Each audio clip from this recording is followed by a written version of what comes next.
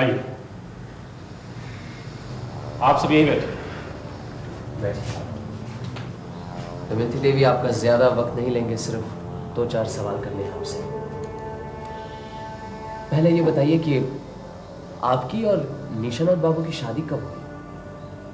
10 साल पहले। जिस वक्त आपकी शादी हुई तब निशानाथ बाबू नौकरी पर थे, मतलब सेशन जज थे? नहीं, शादी बाद में हुई। गुलाब कॉलोनी में आने से पहले? जी। इसका मतलब जिस वक्त आपकी शादी हुई निशानाथ बाबू की उम्र 47 साल की थी? जी। माफ कीजिए, इस वक्त आपकी उम्र क्या है? 29। तो जब आपकी शादी हुई निशानाथ बाबू की उम्र 47 और आपकी 19 थी। जी। आपकी कोई संतान नहीं है? नहीं। तो विजय बाबू आपके साथ कब से? जी, 10 साल पहले मेरे माता पिता की मौत हो गई, तभी से मैं चाचा जी के साथ हूँ। दमयंती देवी, परसों रात को आप रसोई घर से अपने कमरे में कब गई? करीबन 10 बजे। निशानाथ बाबू तब कहाँ थे? सो गए थे। कमरे में अंधेरा था? जी। खिड़की खुली थी? शायद थी, गौर नहीं किया। फिर आपने क्या किया? मैं भी लेट गई। अच्छा, निशानाथ बाबू तब सो रहे थे, मतलब जिंदा थे? जी।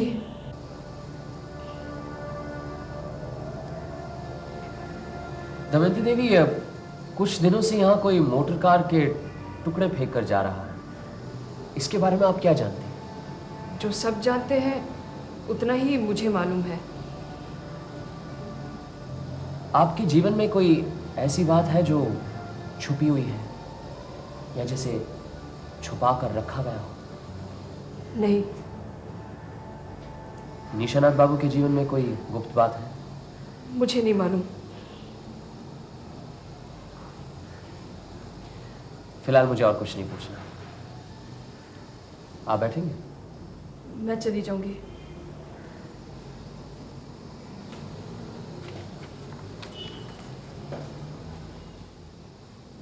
आपकी शादी प्रोफेसर नेपाल गुप्ता की लड़की मुकुल से तय हुई थी, लेकिन फिर आप मुकर गए, क्यों? ये मेरा निजी मामला है। परसों शाम को आप कलकत्ते से वापस आकर रात को फिर कलकत्ते चले गए, क्यों? मुझे काम था। क्या काम? ये भी मेरा निजी मामला है। विजय बाबू, आपके निजी मामलों को जानने की कोई उत्सुकता नहीं है। आपने यहाँ हमें निशानाथ बाबू की मौत के बारे में बुलाया है। अगर आप ही सारी बातें गुप्त रखेंगे तो हमारी यहाँ छानबीन करने से क्या फायदा? मैं आपको यकीन दिलाता हूँ कि इन सवालों के साथ चाचा जी की मौत का कोई संबंध नहीं है। ये अगर आप हम पर छोड़े तो अच्छा नहीं होगा। ठीक है। परसों शाम कलकत्ते से आने के बाद मुझे एक चिट्ठी मिली। उसमें लिखा था कि आप चोरी छुपे बहुत कुछ कर रहे हैं। अगर मुसीबत से बचना चाहते हैं तो रात 10 बजे न्यू मार्केट के सामने की चाय की दुकान पे आ जाइए। चिट्ठी मिलते ही मैं कलकत्ते चला गया, लेकिन चाय की दुकान पे कोई नहीं आया। 11 बजे तक इंतज़ार करने के बाद मैं वापस आ गया। चिट्ठी आपके पास है? जी नहीं, फाड़ दी। अच्छा, उस रात आप कलकत्ते ही गए थे, इसका कोई सबूत है? कोई गवाही दे सकता है? नहीं, मैं चुपचाप ही गया था। मुझे नहीं लगता किसी ने मुझे आते या जाते देखा। अभी अभी आपने कहा कि चिट्ठी में लिखा है कि आप चोरी छुपे बहुत कुछ करते हैं, इसका क्या मतलब? मुझे नहीं मालूम। चिट्ठी किसकी थी? क्या पता, बेनामी थी। फिर गए क्यों? किसने बेनामी चिट्ठी लिखी है उसे देखने के लिए। अच्छा, ठीक है, जाइए। अजीत, लक्ष्मी को भेज दो। अब लक्ष्मी कुछ बीमार है, अपने कमरे में लेटी है। ठीक है। प्रोफेसर नेपाल गुप्ता को भेज दो। चिट्ठी किसने भेजी?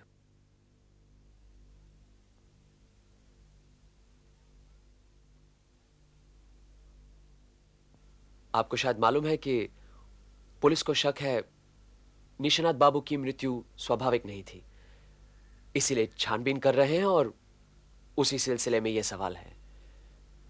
जिस रात निशानाथ बाबू की मौत हुई उस रात 10 और 11 के बीच में आप कहां थे? शतरंज खेल रहा था।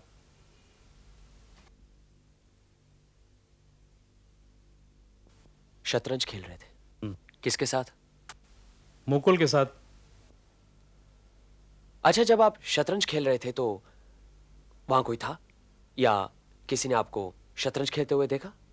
जी नहीं, निशाना तो उसी वक्त मारने वाला है ये पता नहीं था, वरना आपके लिए कोई ना कोई गवाह जरूर जुगाड़ लेता। उस रात आप निशानाथ बाबू के कमरे की तरफ नहीं गए? उधर क्यों जाने लगा? गर्मी से नींद नहीं आ रही थी, इसलिए शतरंज खेलने बैठ गया। और आप? मैं पिताजी के साथ ही थी। निशानाथ बाबू के कमरे की तरफ कोई गया या नहीं, ये आपको नहीं मालूम? जी नहीं। आप कुछ कहना चाहते हैं? तो आपको गूंगे बहरों की गवाही भी चाहिए? फिलहाल इतना ही काफी है। चलो मुकुल। जी।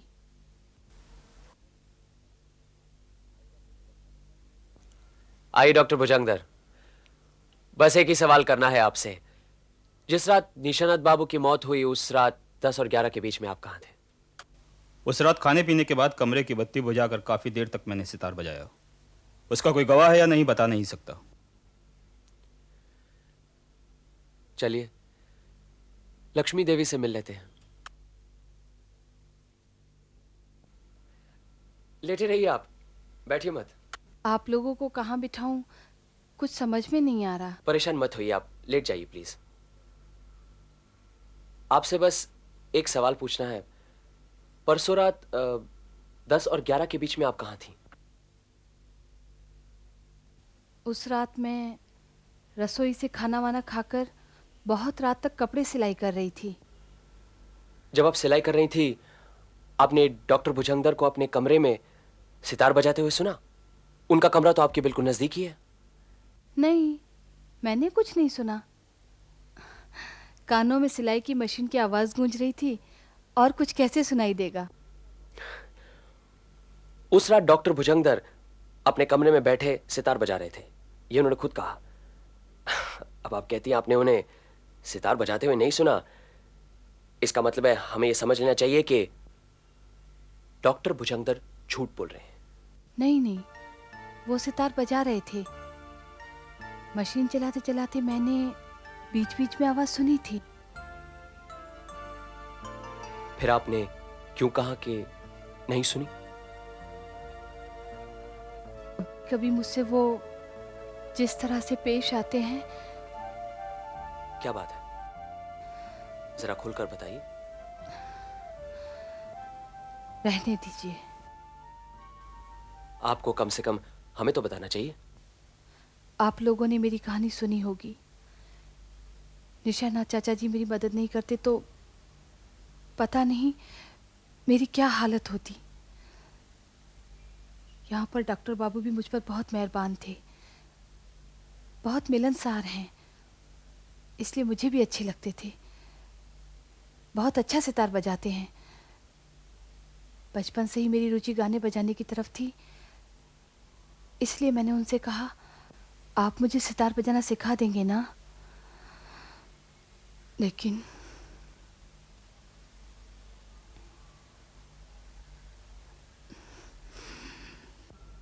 आप बताइए ना। डॉक्टर बाबू ने जो शर्त रखी उसे सुनकर उल्टे पांव वापस आ गई। जिंदगी में एक बार गलती की है, इसलिए उन्होंने समझा। क्या यह बात किसी और को मालूम है? नहीं, मैंने किसी को कुछ नहीं बताया। ये क्या कहने की बात है, और कोई यकीन भी नहीं करता। जो लड़की पहले से ही बदनाम है। विजय बाबू आ रहे हैं, उन्हें कुछ नहीं पता, उन्हें ना बताइए। वैसे ही वो गुस्सीले आदमी हैं। आप घबराइए मत। अच्छा, हम चलते हैं। नमस्ते। नमस्कार।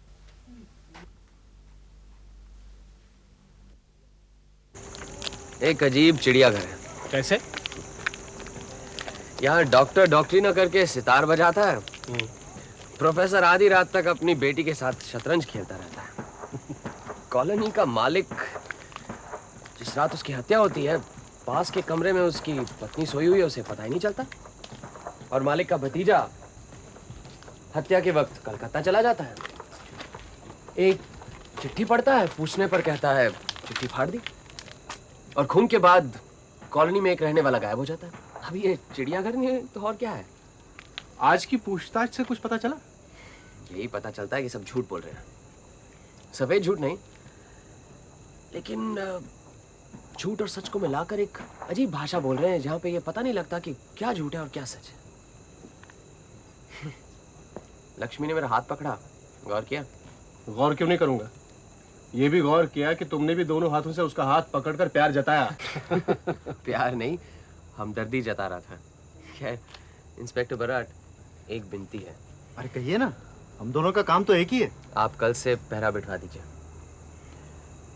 किसी को कॉलोनी में पता नहीं लगना चाहिए।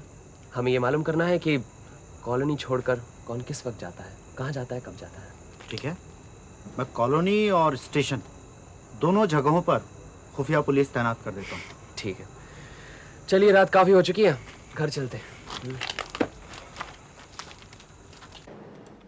हेलो, हाँ हैं, पर सो रहे हैं। कौन है? आप कौन? किसी विजय का फोन है, जरूरी काम है।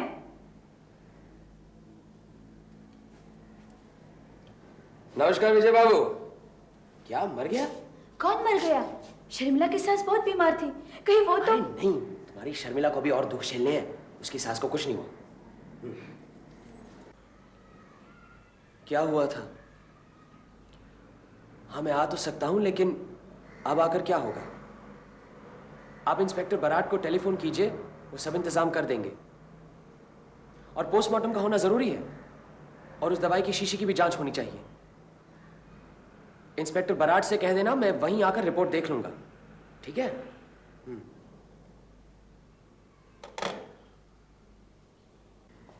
कौन गया? पानो गोपाल। हाँ? अभी अभी उसकी लाश अहाते में मिली। कान में दवाई दी थी, दवाई में जहर मिला हुआ था। सारे शरीर में जहर फैलते ही वो चिल्लाता हुआ कमरे से बाहर आया और अहाते में गिरते ही उसकी मौत हो गई। गुलाब कॉलोनी में ही हो क्या रहा है? असल में गलती मेरी है। मुझे समझ जाना चाहिए था कि अगर पानू ने कुछ देखा है तो उसकी जान खतरे में हो सकती है। मुझे उसको यहीं अपने साथ ले आना था। अरे प्रोफेसर गुप्ता, क्या बात है? आप पुलिस स्टेशन क्यों आए? चाक मारने। दिमाग खराब हो गया था जो पुलिस की मदद करने चला आया। गलती हो गई। पुलिस की मदद? बस बहुत हो गया, अब मैं चलता हूं। अरे रुकिए तो सही, क्या बात है? कुछ बताएंगे नहीं? मैं पुलिस थोड़ी हूं। कॉलोनी में दो दो खून हो गए, पुलिस चुपचाप बैठ सकती है, लेकिन मैं कैसे चुप रहूं? आखिर मेरी भी तो कुछ जिम्मेदारी है। मुझे मालूम है खून किसने किया है, और यही बताने मैं यहां आया था। लेकिन बलिहारी है पुलिस की, उल्टे मुझसे जिरह करने लगी जैसे खून मैंने ही किया है। अच्छा, आपको मालूम है खून किसने किया है? अरे इसमें इतना जानने न जानने की क्या बात है? पूरी कॉलोनी को मालूम है खून किसने किया है, लेकिन छाती ठोककर कहने की हिम्मत किसी में नहीं है। अच्छा, तो खून किसने किया है? विजय ने। विजय ने, और कौन खून करेगा? पहले चाची के साथ सांठ-गांठ करके चाचा को उड़ाया, फिर पानू को सफाया किया। पानू भी तो उन्हीं के साथ था ना। हाँ पानू, लेकिन आपको मालूम है पानू की मौत कैसे हुई? निकोटीन से। मुझे सब खबर लगती रहती है। लेकिन विजय ने निकोटीन कहां से हासिल किया? निकोटीन तो बाजार में मिलता ही नहीं। ओफो, बाजार में सिगरेट तो मिलती है ना। जिसकी खोपड़ी में अकल है वो एक पैकेट सिगरेट से इतना निकोटीन निकाल सकता है कि पूरी की पूरी कॉलोनी साफ हो जाए। आया आपकी समझ में? आपका तो पुलिस के साथ बहुत उठना बैठना है। आप ही कुछ करिए, हम भी तो देखें कि आप ही कुछ हैं।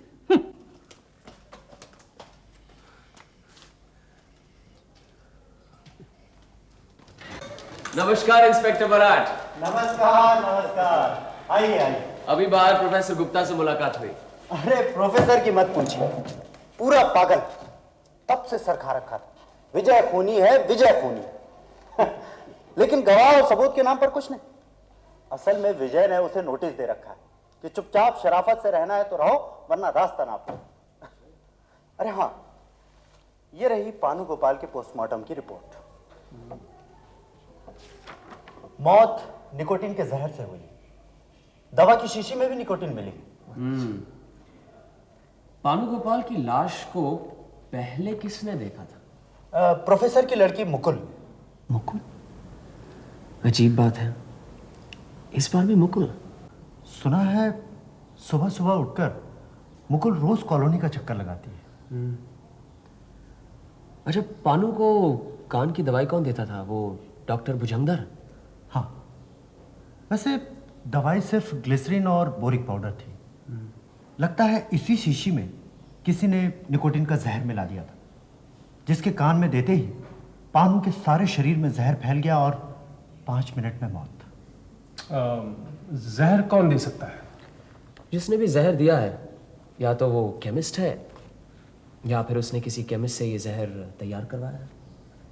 कॉलोनी में एक केमिस्ट तो है, प्रोफेसर नेपाल गुप्ता। सर, ब्रजदास गोस्वामी पकड़ा गया। अच्छा, कहाँ मिला? नवद्वीप के अखाड़े में खंजरी बजा रहा था। कोई झमेला नहीं किया। हमने कहा हमारे साथ चलो, चुपचाप चला आया।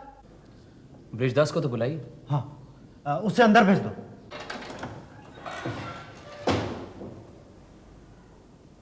इधर आइए।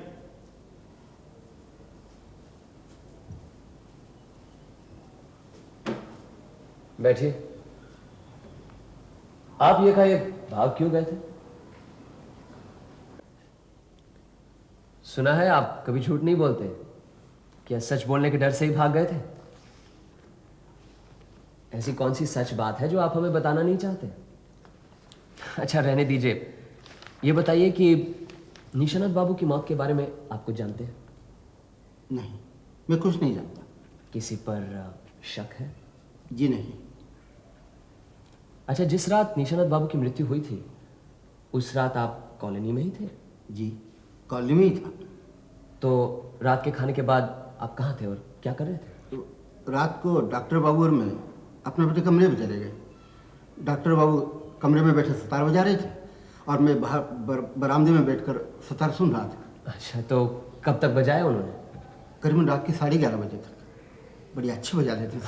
जी। लगातार बजा रहे थे? मतलब एक बार रुके भी नहीं? लगातार बजा रहे थे, एक बार भी नहीं रुके। मतलब 5 मिनट के लिए भी नहीं? नहीं, लय ठीक करने के लिए 1-2 बार रुके थे, लेकिन वो केवल 5-10 सेकंड के लिए। आपने उन्हें सितार बजाते हुए देखा? देखता कैसे, वे अंदर ही में बैठे बजा रहे थे। अच्छा, आप तो निशानाथ बाबू को कॉलोनी में आने से पहले ही पहचानते हैं ना? जी। आप उनके यहाँ काम करते थे और उन्होंने ही आपको जेल की सजा दी थी? जी, गलती मेरी ही थी। विजय बाबू तब उनके साथ रहते थे? जी हाँ। अच्छा, तब निशानाथ बाबू और दमयंती की शादी हो चुकी थी? क्या बात है, आप जवाब नहीं दे रहे? दमयंती को आप तभी से ही पहचानते हैं ना? जी। मतलब निशानाथ बाबू और दमयंती की शादी पहले ही हो चुकी थी, ठीक है ना? क्यों? फिर क्यों चुप हो गए? इसीलिए मैं भाग गया था। मुझे मालूम था कि आप मुझसे यही सवाल पूछेंगे। दुहाई ओमकेश बाबू, मुझसे ये सवाल न कीजिए। मैंने 7 साल तक उनका अन्न खाया है।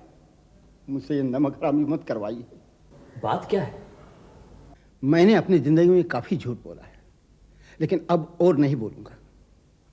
जेल से छूटने के बाद मैंने संन्यास ले लिया, गले में कंठी ले ली, लेकिन सिर्फ कंठी लेने से क्या होता है? मन में भक्ति कहाँ है, प्रेम कहाँ है? इसीलिए कसम खाइए कि अब मैं झूठ नहीं बोलूँगा। शायद इसी से धर्म का पालन हो। इसलिए आपसे हाथ जोड़कर विनती है कि निशानाथ बाबू के बारे में मुझसे कुछ न पूछें। वो मेरे माता पिता समान हैं। आपने तो यह तय किया है कि आप झूठ नहीं बोलेंगे, लेकिन निशानाथ बाबू के बारे में सच बोलने में भी आपको संकोच हो रहा है। झूठ नहीं बोलना ये तो बहुत अच्छी बात है, लेकिन सच को छुपाना कोई पुण्य काम थोड़ी है। आप सोचकर देखिए, अगर हमें सच का पता नहीं चलेगा तो हम निशानाथ बाबू के खूनी के बारे में पता कैसे लगाएंगे? क्या आप नहीं चाहते कि निशानाथ बाबू के खूनी के बारे में हम पता लगाएं? ठीक है, आप क्या जानना चाहते हैं, पूछिए। निशानाथ बाबू और दमयंती की शादी में कुछ खपला है, असलियत क्या है बताइए।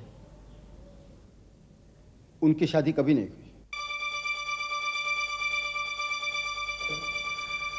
निशानाथ बाबू पूना में जब जज थे तब मैं उनके दफ्तर में क्लर्क था। लाल सिंह नाम का अपराधी एक दिन उनकी अदालत में पेश हुआ। दमयंती इसी लाल सिंह की पत्नी थी। जब अदालत में केस चल रहा था, दमयंती निशानाथ बाबू के बंगले पर अक्सर रोया धोया करती थी। कहती थी कि यदि उसके पति को सजा हो गई तो उसका क्या होगा, उसका कोई नहीं। दमयंती की उम्र उस वक्त 19-20 साल की थी और विजय बाबू 13-14 साल के। विजय बाबू को दमयंती पर तरस आ गया। उन्होंने अपने चाचा से उसकी काफ़ी सिफारिश की, यहाँ तक कि उसे छुपाकर बंगले में रखा था। उसके खाने पीने का इंतज़ाम भी कर दिया करते थे। लाल सिंह को फांसी होने के बाद निशानाथ बाबू को जब ये पता चला कि दमयंती उन्हीं के बंगले में है, उन्होंने विजय बाबू को काफ़ी डांटा फटकारा, लेकिन आखिरकार दमयंती को बंगले में ही रहने दिया। लाल सिंह को काले पानी की सज़ा हो गई और दमयंती बंगले में रह गई। उसके बाद मुझे भी जेल की सज़ा हुई। 2-3 साल में क्या परिवर्तन हुआ मुझे कुछ नहीं मालूम। जेल से छूटने के बाद पता चला कि निशानाथ बाबू नौकरी छोड़कर रिटायर हो गए हैं। तब तक मैं भी सन्यासी हो चुका था। काफ़ी ढूंढने के बाद गुलाब कॉलोनी का पता चला। वहाँ जाकर मैंने देखा कि निशानाथ बाबू और दमयंती पति पत्नी जैसे रह रहे हैं। निशानाथ बाबू ने मुझे कॉलोनी में तो रहने दिया, लेकिन आगाह किया कि दमयंती के बारे में किसी को कुछ नहीं पता चले। दमयंती और विजय ने आपको कॉलोनी में नहीं पहचाना?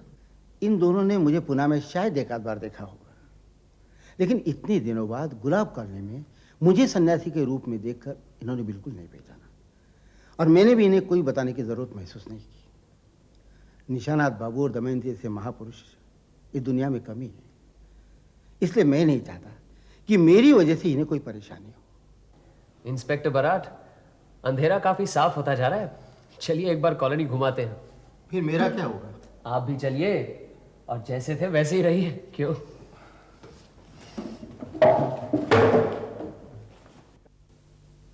आइए आइए ओमकेश बाबू। बैठिए बैठिए। आप भी बैठिए विजय बाबू। दमयंती देवी, उस दिन जब आपसे सवाल किए आपने सब कुछ साफ साफ नहीं बताया, क्या आज बताएंगी? क्या नहीं बताया? उस दिन आपने कहा कि 10 साल पहले आपकी शादी निशानाथ बाबू से हुई थी, लेकिन हमें पता चला है कि आपकी शादी निशानाथ बाबू से हुई ही नहीं। वो आपके पति नहीं है। नहीं नहीं, वही मेरे पति है, वही मेरे पति है। ब्योमकेश बाबू, आपको भी बहुत से सवालों का जवाब देना होगा विजय बाबू। आपने भी काफी झूठ बोला है। फिलहाल हमें एक बात बताइए दमयंती देवी, जिस रात निशानाथ बाबू का खून हुआ था उस रात क्या क्या हुआ था?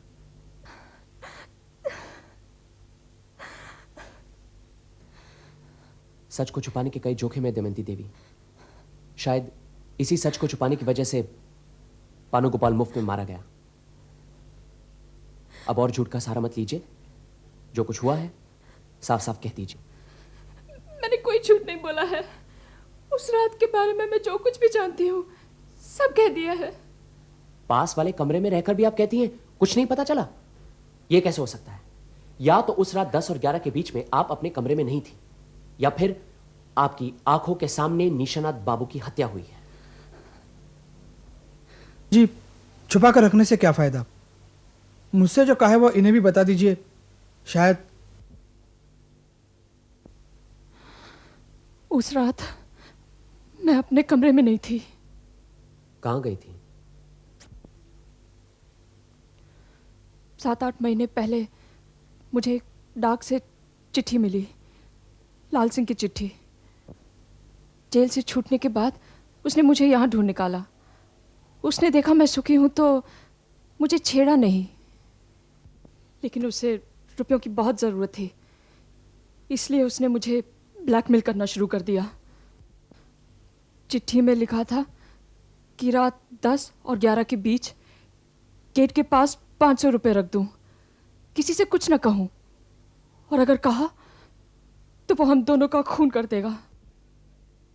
वो फिर कभी चिट्ठी नहीं लिखेगा, लेकिन जब भी रुपयों की जरूरत पड़ेगी तब वो मोटर के किसी टुकड़े को कॉलोनी में फेंक देगा, और तब उस रात 10 और 11 के बीच 500 रुपए गेट के पास रख दिए जाएं। वो चिट्ठी कहाँ है? चिट्ठी में लिखा था कि पढ़कर चिट्ठी फाड़ दी जाए। मैंने फाड़ दी। फिर? मैं बहुत डर गई थी। मैंने चिट्ठी के बारे में किसी को नहीं बताया। कॉलोनी के रुपए पैसे का हिसाब मैं ही रखती थी। मैंने 500 रुपए गेट पर रख दिए। और इस तरह 7-8 महीनों से जब भी मोटर का टुकड़ा पाया जाता, आप उस रात 10 और 11 के बीच में पैसे गेट के पास रखती थी। जी।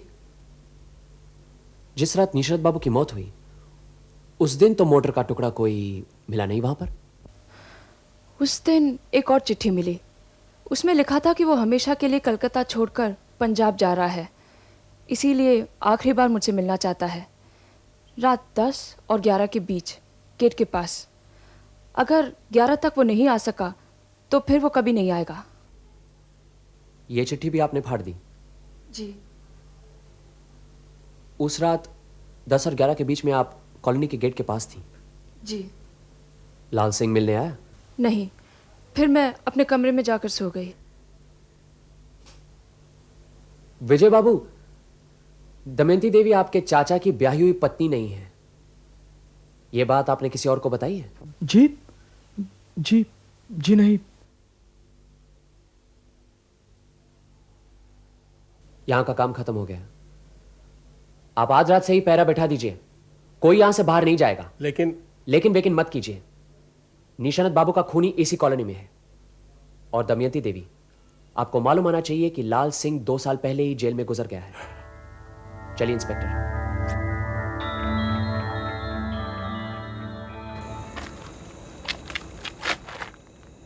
एक बात तो साफ है, दमयंती देवी समझती है कि उसके पति लाल सिंह ने उसे चिट्ठी लिखी है। उसे ये नहीं मालूम कि इस कॉलोनी में लाल सिंह की आड़ लेकर कोई उसे ब्लैकमेल कर रहा है। कौन हो सकता है वो? जो भी हो, वो दमयंती देवी की पूरी कहानी जानता है। ये भी जानता है कि लाल सिंह उसका पति है और निशानत बाबू से उसकी शादी नहीं हुई है।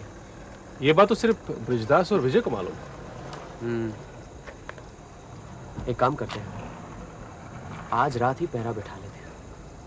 तुम एक काम करो, विजय के कमरे के आसपास रहना। हाँ। नजर रखना, ध्यान रखना, देखना वो कहाँ जाता है और उसके पास कौन आता है। इंस्पेक्टर बराट, आप दमयंती देवी पर नजर रखिए, मैं प्रोफेसर गुप्ता पर नजर रखता हूँ। चलिए पहले कुछ खा पी लेते हैं।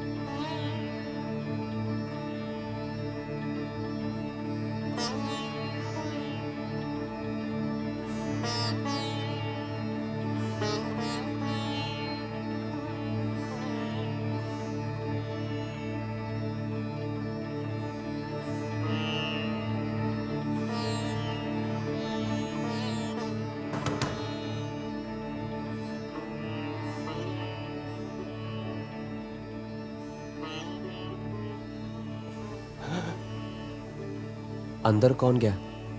अंधेरे में कुछ पता नहीं चला, लेकिन कोई औरत है।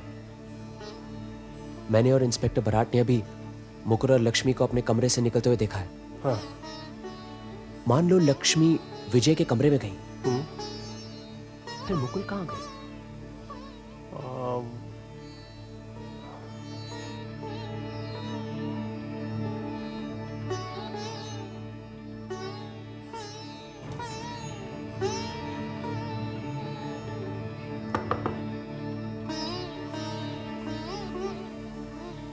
माफ कीजिए विजय बाबू, आपको इस वक्त तकलीफ दी। बत्ती जलाने की कोई जरूरत नहीं। हम सिर्फ ये जानना चाहते हैं कि अभी अभी यहां कौन आई थी। देखिए, निशानाथ बाबू की हत्या की गुत्थी हम करीबन सुलझा चुके हैं। अगर आप नहीं बताएंगे तो पुलिस आपको उनके कत्ल के शक में हिरासत में ले लेगी। बेहतर यही होगा कि आप साफ साफ हमें बता दें, कौन आई थी? लक्ष्मी? लक्ष्मी ही थी ना? नहीं, लक्ष्मी नहीं थी? नहीं, मुकुल आई थी। मुकुल? क्यों? कहने आई थी कि उन्हें कॉलोनी छोड़कर जाने का हुक्म वापस ले लें। इतनी रात गए?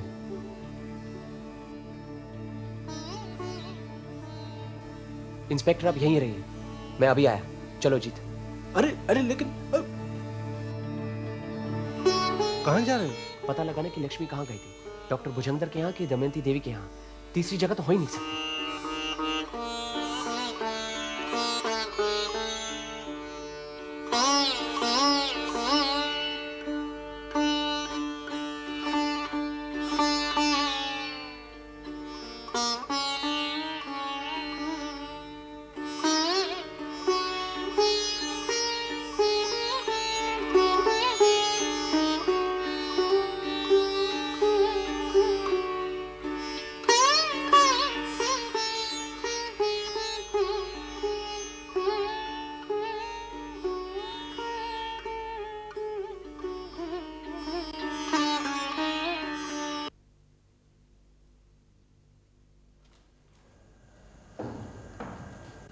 क्या बात है? मुझे लगा कोई खिड़की से अंदर झांक रहा है। मैं तो कब से कह रही हूँ, चलो अब हम यहाँ से चले जाते हैं। काफी रुपया तो इकट्ठा हो गया है।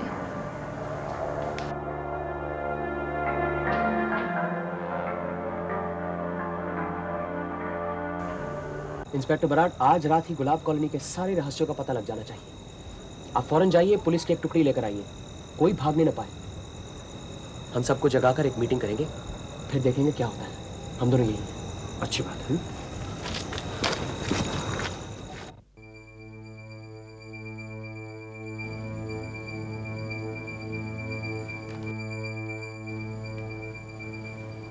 आपको जानकर खुशी होगी कि निशानाथ बाबू और पानू गोपाल के हत्यारे का पता चल गया है।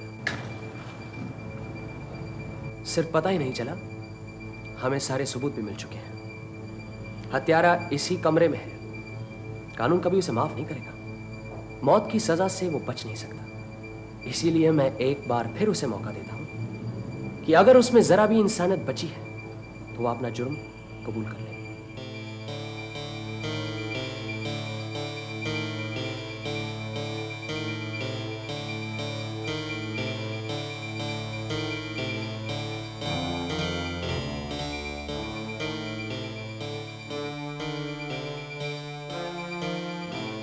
ठीक है, मैं ही बताता हूं। प्रोफेसर गुप्ता, आपको निशानाथ बाबू के बारे में एक गुप्त बात मालूम है। इस गुप्त रहस्य का पता आपको कैसे चला? किसने बताया आपको? बताइए, चुप क्यों है? कौन सा गुप्त रहस्य? ज्यादा बनिए मत। यह गुप्त बात आपको आपकी लड़की मुकुल ने बताई थी। क्यों मुकुल? और यही बात मुकुल को विजय ने बताई।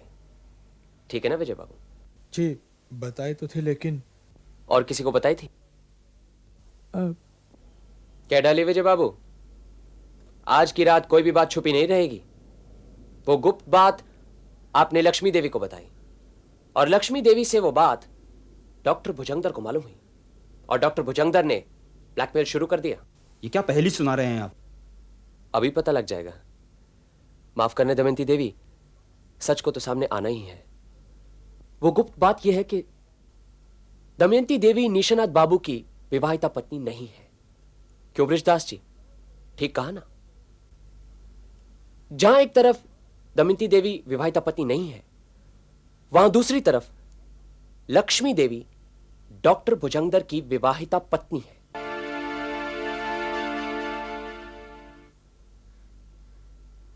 डॉक्टर भुजंगर दास, यह भी क्या आपको पहेली लग रही है?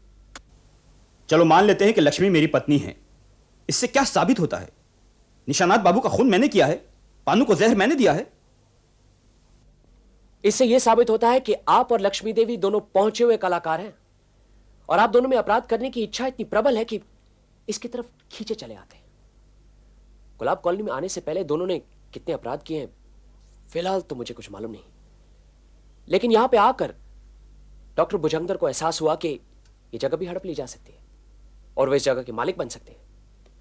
इसलिए किसी छल से उन्होंने लक्ष्मी को भी यहां बुला लिया।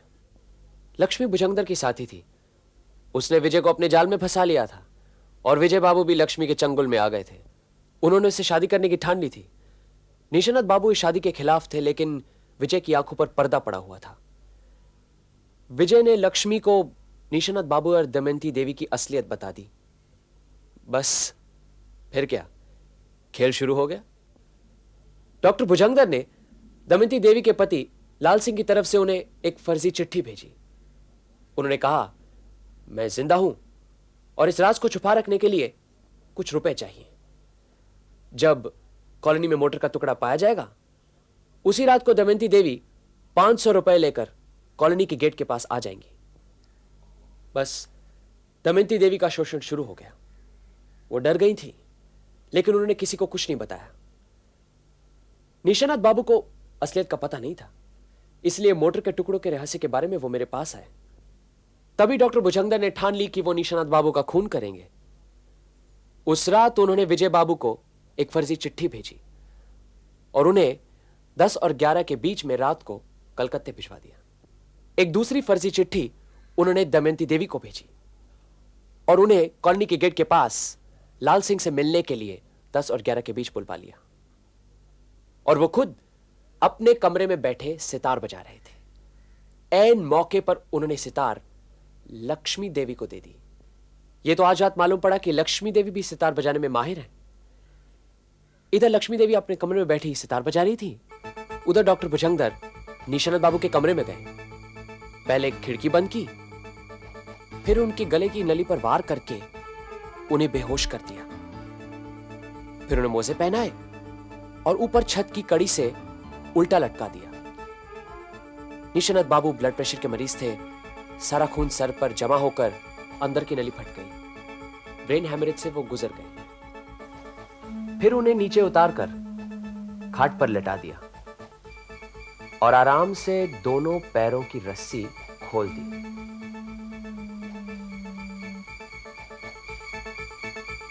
उसके बाद देखा कि वो गुजर गए हैं या नहीं और फिर वहां से चला गया। लेकिन डॉक्टर भुजंगदर 2 गलतियां कर बैठे। खिड़की नहीं खोली और मोजे उतारना भूल गए। शायद खिड़की बंद करते समय या कमरे में आते समय पानू गोपाल ने भुजंगदर को देख लिया था, इसीलिए उसके कान की दवाई में निकोटीन का जहर मिला दिया ताकि वो भी हमेशा के लिए रास्ते से हट जाए। क्यों डॉक्टर भुजंगदर दास, ठीक कहा ना मैंने?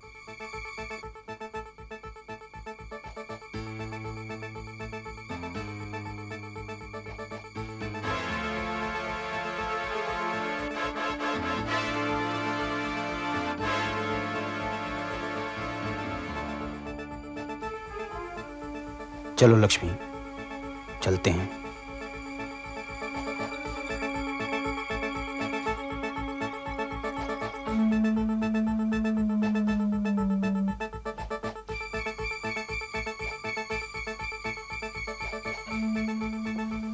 Potassium cyanide. डॉक्टर भुजंगदर ने जहर अपने मुंह से लक्ष्मी देवी को दे दिया है।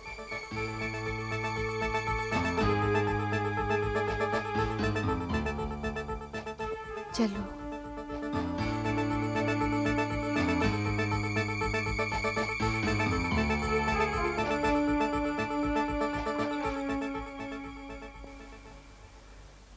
लगता है अब विजय और मुकुल का मिलन हो जाएगा।